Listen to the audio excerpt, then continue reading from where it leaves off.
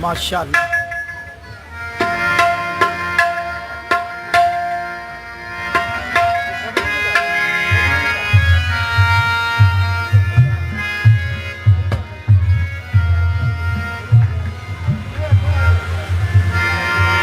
शफकत है, शफकत जमाने वाले जिनको पीराने पीर कहते हैं। हाँ जी जी, 2 शेर पढ़ दे उस तो बाद। अच्छा भाई नहीं भी आगे ने पीछे।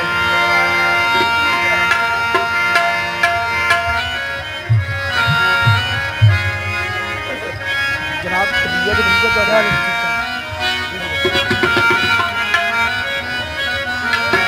फिर मैं अपने हाफिज साहब की गौस पाक में 2 अशआर पढ़ता हूं। मुक जाएंगे सारे टुकड़े, मुक जाएंगे सारे टुकड़े, मुड़े आएंगे सारे टुकड़े, गौस पाक